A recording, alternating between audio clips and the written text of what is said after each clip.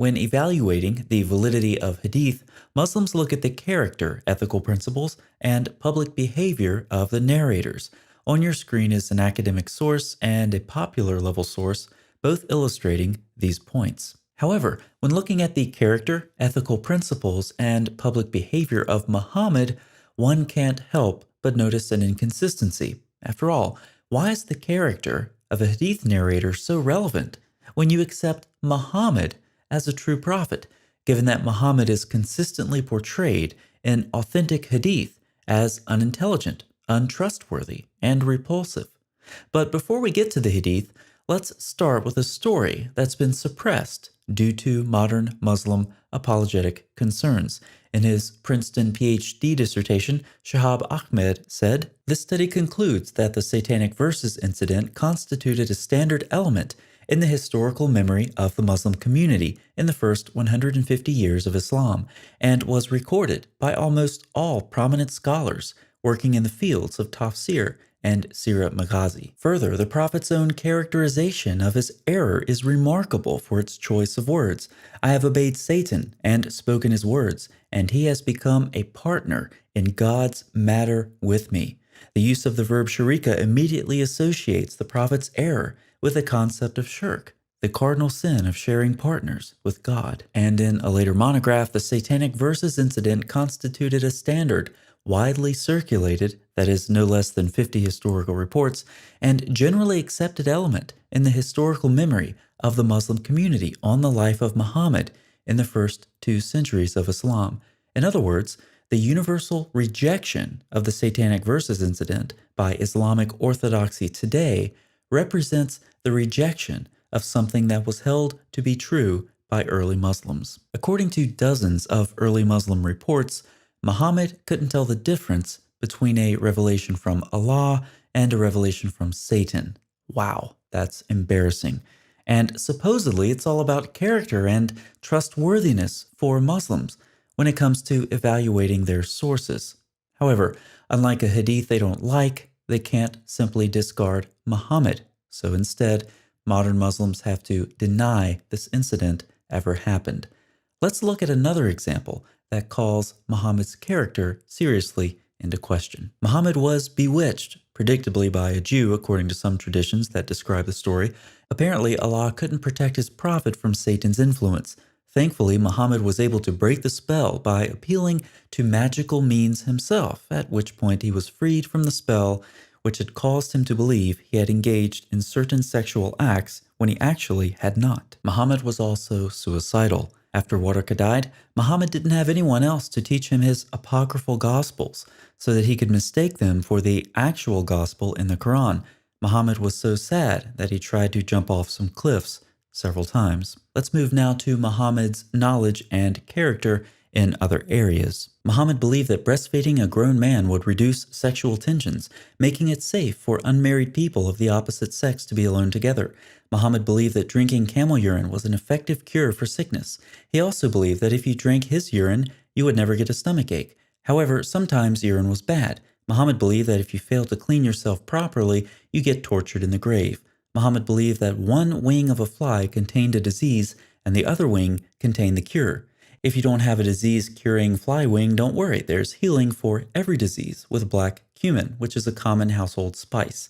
If magic or poison is your problem, Muhammad has you covered. Just take some ajwa dates and you will be immune from both.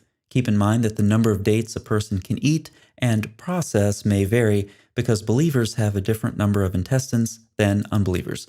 Muhammad believed that the sun sets in a spring of warm water. Muhammad thought that shooting stars were missiles hurled at jinn who were listening in to the heavenly council. Muhammad believed that Adam was 60 cubits, or about 90 feet, 27 meters tall, when he was created. Muhammad believed that Satan would fart so that he wouldn't hear the call to prayer, that Satan sleeps in your nose, and that oversleeping was proof that Satan had urinated in your ear. Muhammad believed that a child would resemble whichever parent discharged first during sexual intercourse. Speaking of discharges, Muhammad himself was very concerned about cleanliness, even letting his child bride scrape dried semen off of his clothes. Other times he was not so worried about cleanliness or venereal disease because he would sleep with all of his wives in one night without bathing until it was all over. Speaking of intercourse, Muhammad had intercourse with a girl so young that she was taken from a swing set with her dolls for the event. She is frequently described as an immature girl in Muslim sources. But Muhammad did not like all girls. In fact, he ordered two girls who used to sing satirical songs about him to be executed. Not limiting himself to his wives, Muhammad also had intercourse with his slave girls because they were his property. Not limiting himself to his wives or his slave girls, Muhammad also married the former wife of his adopted son. Muhammad said women are the majority of hell, in part because they lack common sense. Aisha, Muhammad's child bride, commented that Muhammad put women on the same level as dogs and donkeys. But remember, a person's character and trustworthiness must be taken into account when evaluating Muslim sources. But Muslims, does what you just heard sound like a trustworthy person of good character and sound mind? No, the person of Muhammad as described in the Muslim sources has become largely indefensible in the modern world. Now let's turn to the Qurans and the character of some of the transmitters of the canonical readings. Shadi Nasser starts us off with Hisham bin Ammar, who transmitted the Syrian reading. Hisham bin Ammar, he is the canonical rawi of the Dimashq reading, of the Syrian reading. It says that when he got older, he became senile. And he started to read and recite anything that was given to him. He would repeat and transmit anything people told him without inquiring about its truth. But he was more trustworthy when he was younger. Okay. Now, Hisham transmitted 400 fabricated hadiths. In Arabic, ليس لها أصل. With all apparently good isnads. A man by the name of Fadlak, his name Fadlak al-Razi probably, used to give these fabricated hadiths to Hisham, who did transmit them, and due to which he almost created a rupture in Islam. Hisham was dictating hadith one day when he was asked, "Who gave you this hadith?" He answered, "One of my teachers." When he was asked again, he yawned, closed his eyes, and from sleepiness. And Muhammad bin Muslim al-Razi said, "I decided to stop narrating hadith of Hisham because he used to sell hadith."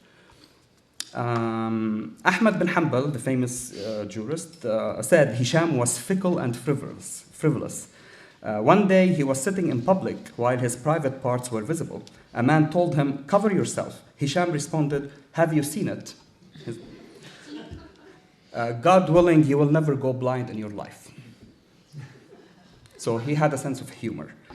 Ibn Hanbal said one must repeat the prayer if it was led by Hisham. Hatun from DCCI has been able to acquire 7 different readings, all claiming to be based on this Hafs an-Nazm recitation. That is the standardized Quran that's used in the vast majority of the Muslim world. But what do the Muslim sources say about these characters? What do the sources say about Hafs? And what do they say about Azm? Talked about Hafs an-Nazm. Let me read also for you. And this is, again, Hafs an-Nazm, the standard and canonical, again, version of most Muslims today. It says that Ahmad bin Hanbal said that his hadith, the hadith of Hafs, was not to be transmitted. Ibn Ma'in stated that he was not trustworthy, while Al-Madini, those are all hadith critics, said that his hadith was weak and should be abandoned. Al-Bukhari said the hadith transmitters abandoned Hafs's hadith, tarakuhu, and An-Nasa'i confirmed that his hadith must neither be learned nor written down. Other critics said that all his hadith were manakir and bawatil in Arabic. They were all fabricated and they were all forged. Not only was he untrustworthy in hadith, but it was reported that his colleague Shu'bah was more reliable than him in Quran. And then we have some reported that Hafs was a better reciter than Shu'bah, but he was a liar, kadhab. And this is Hafs. So this is how Hafs is, was depicted in biographical information. Same with Asim. I will not also read that, but I have a very beautiful quotation here from someone who said, anyone whose name was Asim had bad memory.